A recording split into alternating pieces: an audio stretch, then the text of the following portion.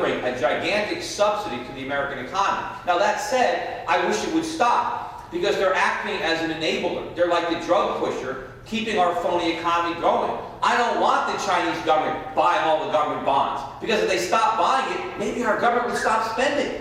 Because the only reason they can borrow is because the Chinese are lending. I don't want that. Now, I would love it if Chinese invested in private businesses, if they made direct investments in this country with entrepreneurs, but I don't want the Chinese government loaning money to our government, because that's undermining our economy. The bigger our government gets, the weaker our economy becomes. So we have to prepare for the day when the Chinese come to their senses, stop throwing good money after bad, and let that RMB go up. Because when that happens, it's going to hurt us, not them. Because when the Chinese currency goes up, everybody in China gets a raise. Every worker in China has higher purchasing power. And you know what they're going to do? They're going to buy stuff. All the products that the Chinese have been shipping over here, they're not going to ship them over here anymore. They're going to buy them themselves.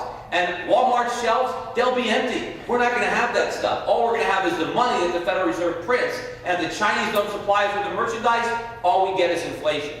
And if the Chinese aren't buying our bonds, no one else is going to buy our bonds. Because right now, everybody is trying to stay competitive with the RMB. But once the Chinese stop buying, the Japanese start buying, the Koreans stop buying, everybody pulls out. And we have to be prepared for that, because that is the reality. And when our politicians pretend that they want the Chinese to float their currency, that's all this is pretend. That's the last thing they want. They want the Chinese to keep buying our bonds so they can keep spending that borrowed money and keep getting reelected.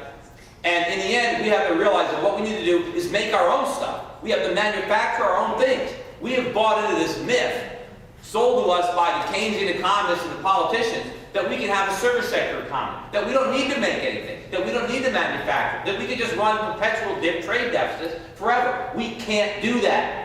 It worked for a while, but now we're paying the price. So we need to realize that we need to make stuff for ourselves, and we can't do that until government gets out of the way, until we reduce spending and reduce regulation and reduce taxes so we can be competitive. And we can outcompete China, and it's not all about wages. Japan and Germany both have trade surpluses with China, and their wages are higher than ours. So what we need is more economic freedom, and then we can produce. Yeah. You believe in a flat tax? Yeah, I believe in a flat tax of zero, ideally.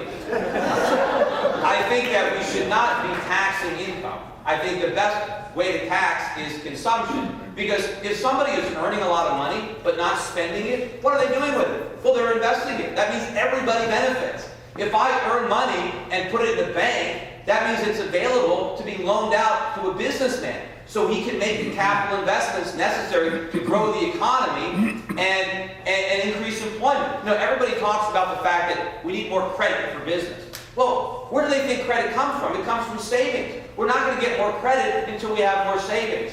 We're not going to have savings if we tax it all away and if we keep interest rates at zero so that nobody pays. And certainly, how are we going to have any savings if we're running huge deficits and the government is borrowing it all? Or how are we going to have savings if the government is guaranteeing mortgage debt or credit card debt or auto loans? How is an entrepreneur going to compete with a government guaranteed loan? He can't do it. So we need to get government out of the credit markets so that we can grow small businesses, but we don't want to tax it. Now, if we can't abolish the income tax and replace it with a sales tax or something like that, then let's at least flatten it out. Let's make everybody pay the same rate of tax, so that somebody who earns $1 million, maybe he's paying 15%, and someone that earns $100,000 is paying 15%. Obviously, the guy that earns $1 million is paying 10 times as much, but it's the same rate. And the reason that's so important is right now you have people like Barack Obama saying, let's raise taxes on the rich. Let's raise taxes on everybody who makes more than you. Well, everybody's for that. Yeah, raise taxes on my neighbor. I don't want that. If we're going to raise taxes, I don't want people voting for tax increases on somebody else. Make everybody pay the tax increase that they're voting for. Then they'll think twice about it before they vote. And the problem is, we're vilifying the people that we need to glorify. We're trying to paint the wealthy as some kind of evil class that's doing harm. The reason that we have jobs is because there's wealth. The reason that the only reason there's jobs is because of profits and because of capital. And without profits and capital, no one's going to get a job from anybody. You can't get a job from somebody who can't give you tools. They have to have the capital. And no one is going to employ you if they can't make a buck in the process. Businessmen are not a bunch of, we're not in it to do good, right? I didn't start my business. I employ over 100 people, and I think a lot of clients around the world, around the country and around the world, have benefited from my advice. But I didn't go into business because I wanted to be a benefactor. I went into business because I wanted to make money for myself. But in pursuing my own self-interest, I helped a lot of people.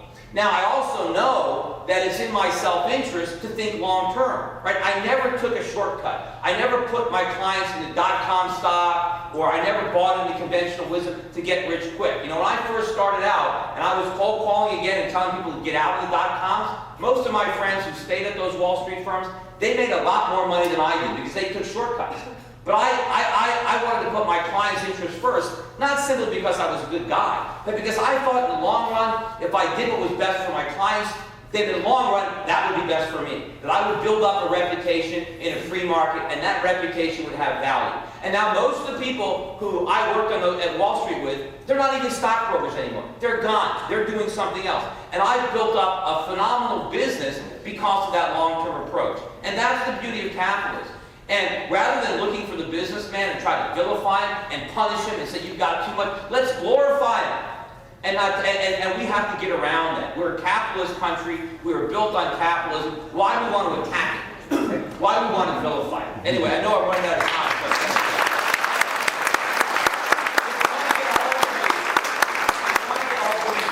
My campaign headquarters are in Milford. And my office, I'm there once in a while, just up the street on the Post Road in Europe Pacific Capital. So come by or go to the campaign headquarters. And the website is schiffforsenate.com if you want to check that out. And also, if you have some time, put my name into YouTube, put it into Google, read some of the stuff, watch some of the videos, read Crash Proof, see the things that I actually said. Don't take my word for the fact that I called all this stuff. Research it yourself. Anyway, thanks.